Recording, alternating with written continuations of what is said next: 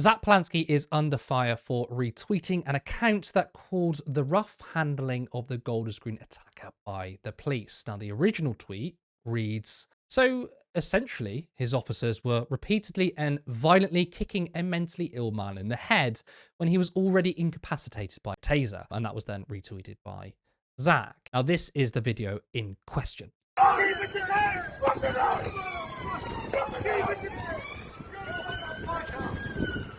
Get him!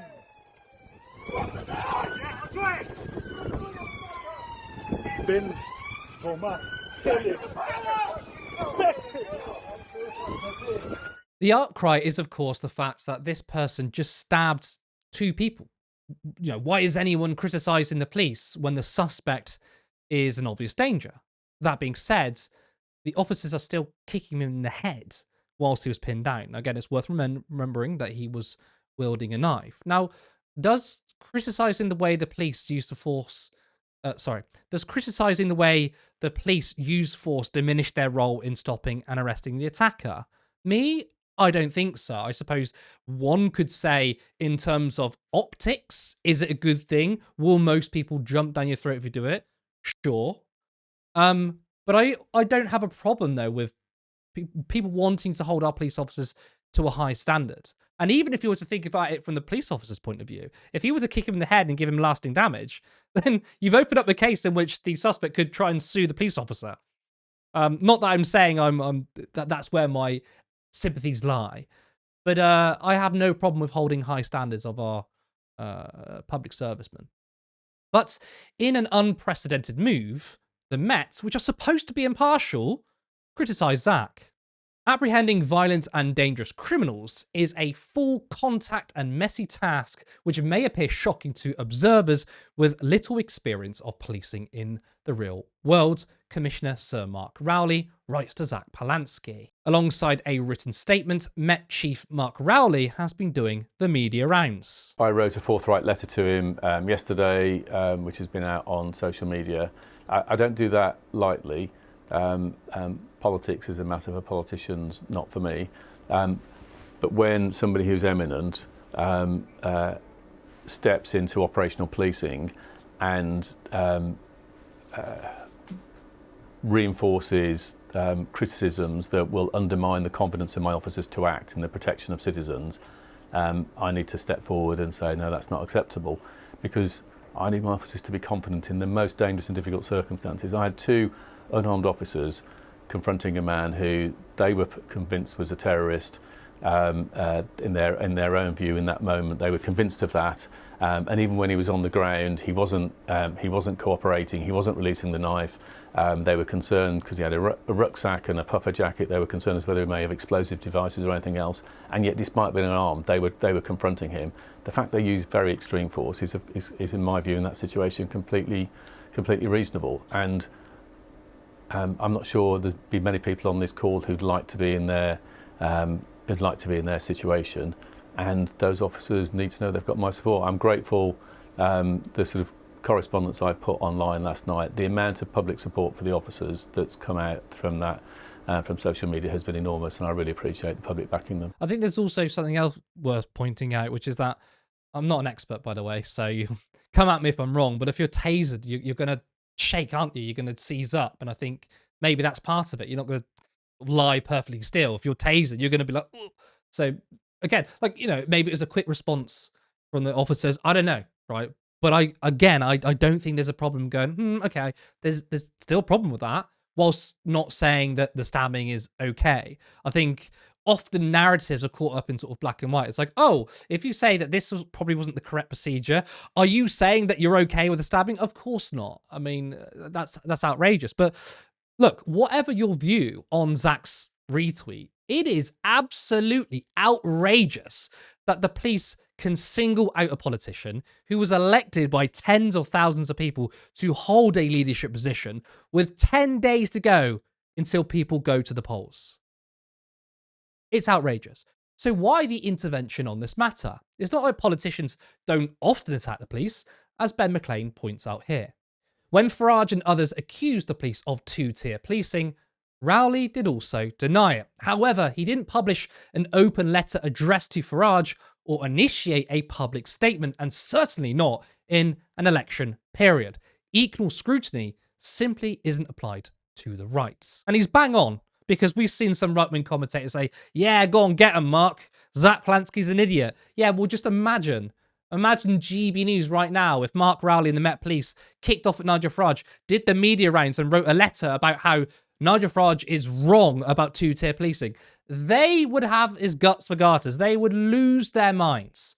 But because when it's somebody else, when it's a political opponent, that's absolutely fine. And it's worth saying, as much as I despise Nigel Farage, I don't think it's appropriate for the police to intervene in what Farage has said, because the police have to be impartial. So, why did they single Zack Polanski out on this particular thing? Well, it could be this. Declassified UK documented back in 2023 the close links between the Met and an Israeli think tank. Senior officers in London's Metropolitan Police Service have accepted invitations to address an Israeli think tank linked to its government and intelligence service, Mossad, declassified as found.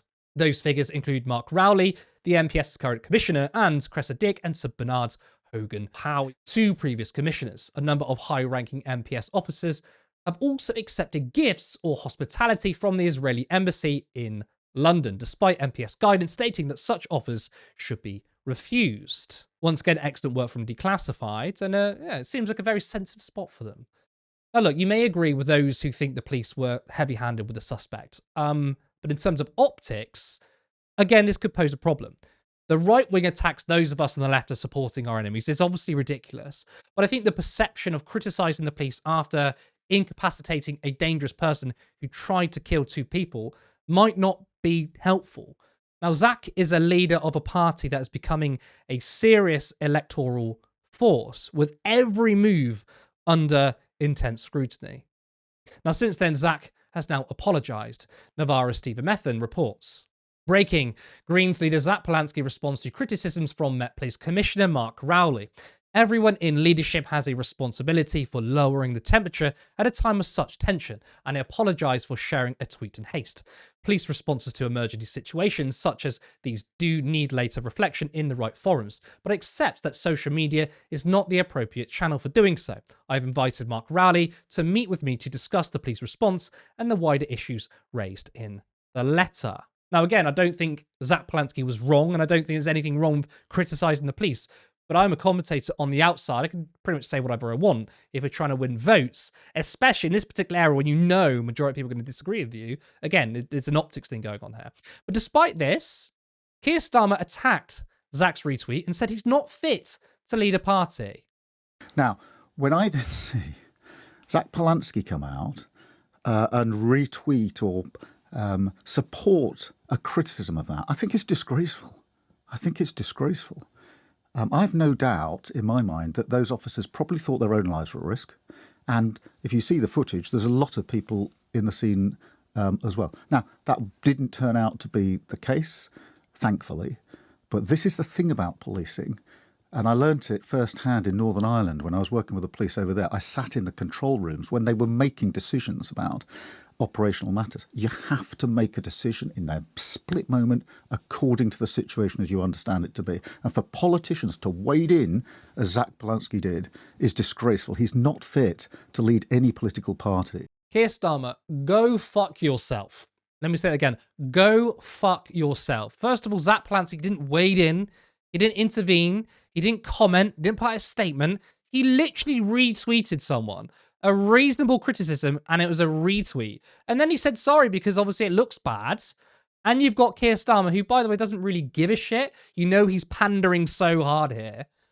And he's attacking Zack Polanski, saying that he's not fit to be a party leader. You're not fit to be Prime Minister. You are currently aiding and abetting a genocide. Fuck off, mate. Helena. Again, lots of stuff to go through.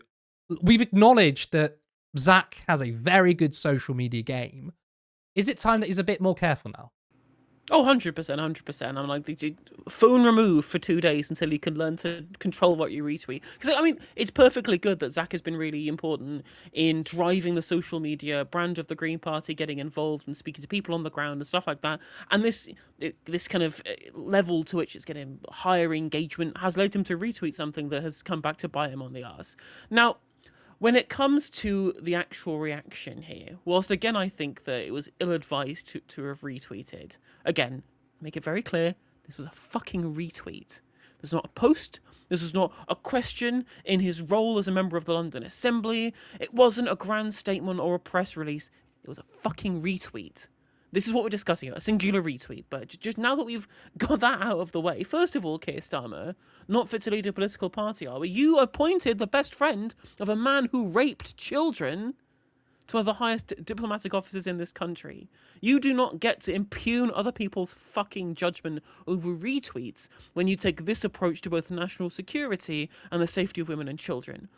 Second of all, when it comes to the actual content of the retweet, I understand the optics argument. I really do, and I agree that it was wrong to retweet, regardless of the veracity of what was being claimed. Like, because at the end of the day, at a time in which terror attacks are happening, or perceived terror attacks are happening, making comments on this stuff is for later in the game, when you want to have a bigger discussion, right? Like, no one's going to be on your side if you try and make this into the discussion.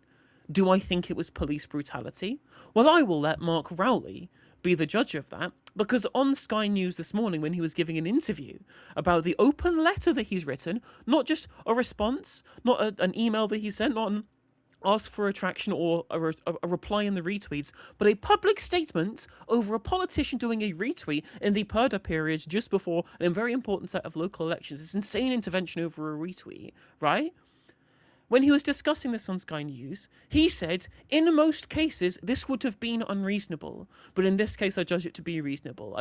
As far as I'm aware, it's because, according to the Met press release they put out, the person who had the knife had actually attempted to stab the officers. They were genuinely kind of fearful for their life. Now, when you're tased on the floor and your muscles contract, it's difficult to drop a weapon. I didn't look like, to me, like he was moving. From the short amount of footage that we saw, it looked like an overuse of force to me. But I know that's not going to be a good argument for people who, again, are very scared of terror attacks, and indeed the police officers do have to take very snap decisions in very short periods of time. But the mere facts that Mark Rowley can acknowledge, that in the vast majority of cases this wouldn't be reasonable, shows that querying those actions is also reasonable. The idea that this warrants the response is fucking insane, especially from what is supposed to be a politically neutral figure in the form of Mark Rowley, but also a politically neutral figure this close to the set of local elections, as I mentioned before. Mark Rowley should fucking resign. He should resign his post. This is not acceptable. This is not acceptable in the slightest, and he's admitted himself that in most cases this wouldn't be reasonable. And I'll make one last point on this. We have a thing called the Peel reforms in this country, the Peelian principles about what isn't good policing.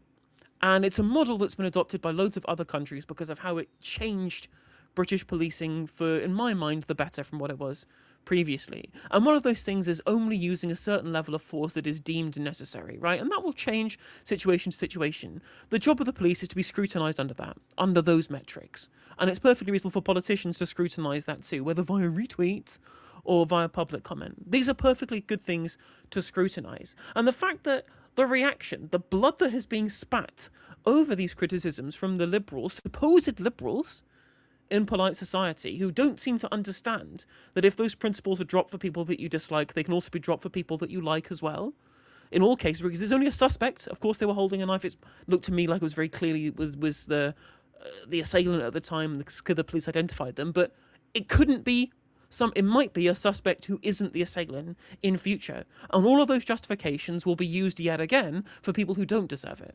There is a reason why we have principles in place, even against people that we don't like and that society doesn't like, and indeed are doing bad things for society, because it is the rule that is important, not the act. If you're judging a morality of an act, it has to be judged by the rule that you set for everything, not by the individual act at that point in time. It's why we have laws, it's why we have protocols, and it's why we have procedure, to ensure that there isn't special cases made, because as soon as you make a special case in one time, you can make a special case in every time, and those principles break down. That is the whole point. And self-described liberals should understand this, and they clearly don't.